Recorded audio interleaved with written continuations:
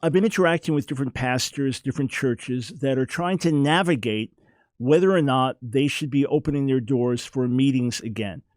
On the one hand, it seemed prudent and wise to not have our normal public meetings for a period of time, for a month or a month and a half, or maybe 2 months for various reasons, trying to flatten the curve of infections and deaths with this dangerous virus. And there were local authorities that were extreme and that went too far. And I feel it's good that different churches and leaders pushed back against them, said, hey, we are going to do everything safely, but you cannot stop us, for example, from having a drive-up service where we sit in our cars and listen to a broadcast together because we're still seeing each other. That's important to us. Or others who said, hey, we're going to follow safety guidelines carefully, but if you've got abortion clinics open and liquor stores open, there's no reason that our church buildings have to be closed. In some cases, there was pushing back. Liberty Counsel has been in the front lines of pushing back where authorities went too far. We've called out people like Mayor de Blasio in New York City for threatening to permanently close church buildings and synagogues if they defied his guidelines. So certain things there should have been pushback. But now just in general, churches are saying, okay, we are going to start to gather and we will follow safety guidelines, which means if we normally have, say, 300 people packed into our building and we have 2 services on Sunday, we're now going to have it where we have more services, but with less people for meeting, or everyone will have to wear a mask, or if you use the bathroom, here are the requirements. And we're encouraging you, if you fall into certain categories and there can be potential health risks, or if you've been sick or in contact with anyone with the virus, we're encouraging you to stay home. And they're trying to do this. Then on the other hand, someone said, well, what is this? Come on, are we people of faith or not? We're afraid to hug someone. We're afraid, how far does this go? I understand there can be frustration. And I'm a man of faith. Here, my normal way of thinking, all right, if I was just left to myself without divine wisdom operating in my life, my normal mentality is just dive in and trust God. Now, sometimes you have warnings and you think you're trusting God, but you're acting presumptuously, all right?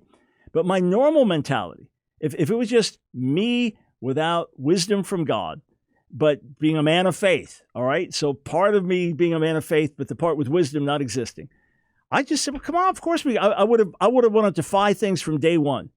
And it would just, come on, we gather together, we believe God together, we're people of faith, come on. What, you can never perfectly avoid disease. Your sinkhole could open up under your building. Everybody could be sucked in. A meteor could fall. I mean, anything could happen.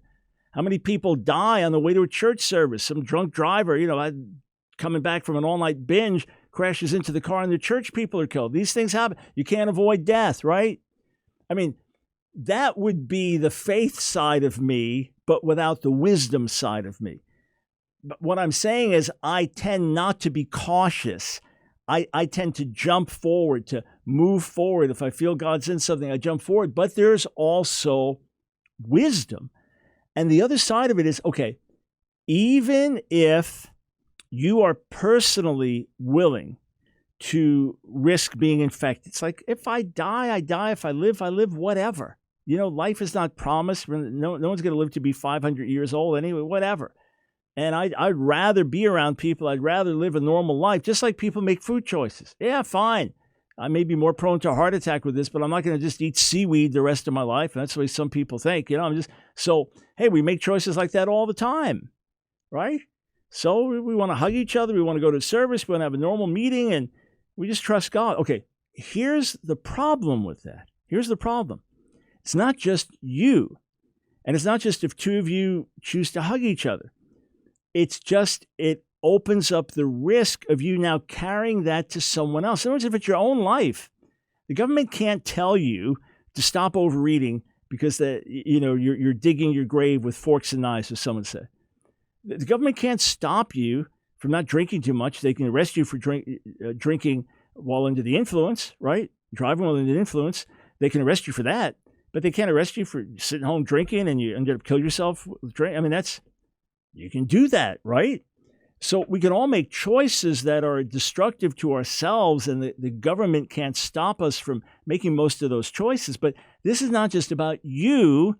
This is about others. Now, look, to be honest, it feels very odd to go ahead with a meeting, but with everyone sitting 6 feet apart, maybe families together because they're together anyway, and everyone else 6 feet apart, and greet one another, but from a distance. Hey, how you blessed? Good to see you. Yeah, and then fist bump, but don't come within 6 feet of each other.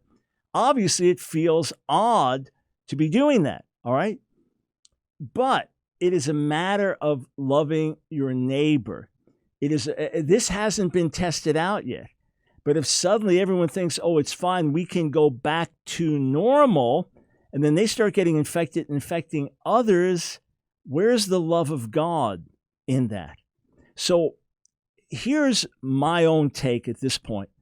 In my book, When the World Stops, which was written basically starting in the beginning of March, but the bulk of it written March 18th to March 26th to give you a time context, right? So as I'm speaking now, about 6-7 weeks ago, and then scheduled to come out mid-April. So the ebook came out April 21st, and the print books were still waiting for. There's a chapter on whether to obey the government. Now, when I wrote it, I said when the government goes too far, we push back. It's not at that point yet in terms of, by and large, nationally. Now, if the government is still not allowing you to meet together, even with all safety precautions, that's when I believe there can be healthy pushback.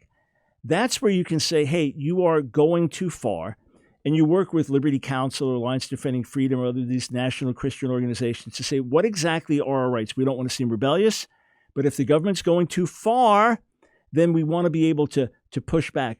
Just whatever you do, don't hurt your witness for Jesus in the community. Pray through things that might happen. In other words, how do you know every stranger that walks in your door, whether they've been infected or not? In other words, you need to think through the potential consequences. This is not fear. This is wisdom. And then, having done that, you need to determine if it's important enough for us to begin meeting. Are there things we could do in homes with proper social distancing where it's going to be less uncomfortable, In other words, you can have 4 people meeting together in a home and all sitting in different parts of a room, and you have a great prayer meeting.